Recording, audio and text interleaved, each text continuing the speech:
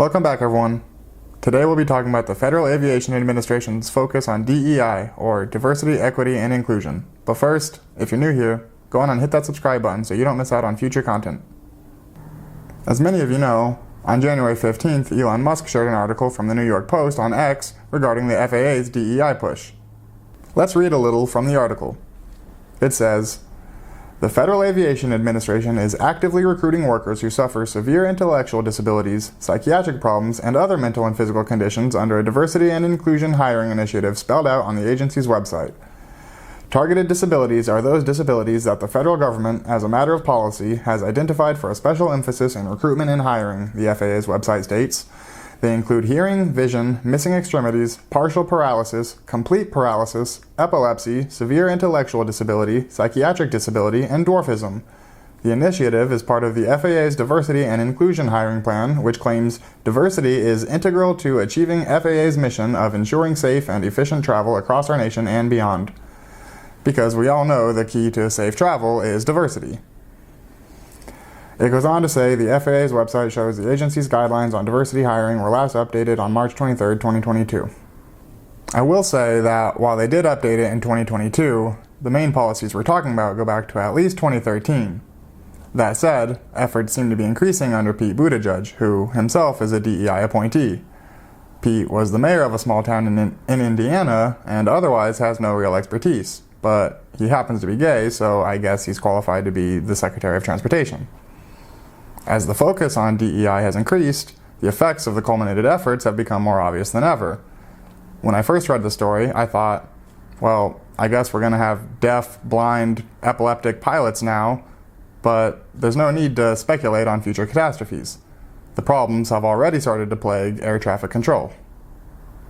According to Laurel Duggan at UnHerd, air traffic controllers are badly understaffed and overworked. As of June, 77% of ATC centers are understaffed, and it's common for controllers to have mandatory overtime, 10-hour shifts, and 6-day work weeks. Controllers are manning multiple frequencies at once and often don't have the bandwidth to monitor runways as effectively as one would hope. The Federal Aviation Administration blames the problem on the 6-month closure of its academy in 2020 and a 2-year pause in on-the-job trainings, but the crisis appears to have emerged about a decade into an Obama-era push to diversify the industry. Under the Obama administration, the FAA scrapped its hiring processes based on aptitude test scores and training in 2013 and replaced it with one that considered applicants' biographies, resulting in an ongoing class action lawsuit on behalf of about 1,000 applicants who were passed over under the new regime. The biographical component gave an advantage to applicants who had been unemployed for the past 3 years, among other traits the FAA believed would result in more opportunities for racial diversity. The classes admitted under the system of racial preference are still occupying air traffic control jobs. From 2011 to 2017, the FAA reported an 83% rise in runway incursions, that is, incidents involving unauthorized aircraft, vehicles, or people on the runway, it says.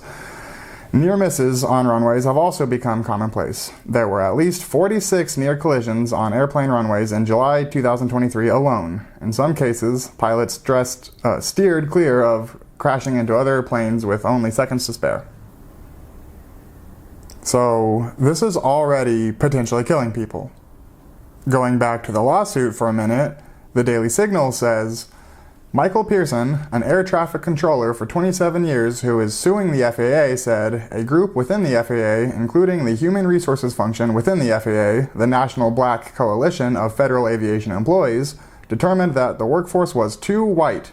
In an act of cowardice, a Republican-controlled Congress during Obama's second term cut a deal allowing the FAA to hire half of new controllers based on race. Legally allowed to hire half of new air traffic controllers based on race, thanks to some rhinos. I've said it before and I'll say it again. DEI is racist and toxic, and there's no place for it in our society, especially when it comes to public safety. Well, thanks for watching. If you enjoyed this video, don't forget to like, subscribe, and comment below with your thoughts. Until next time, continue to question the narrative and take care.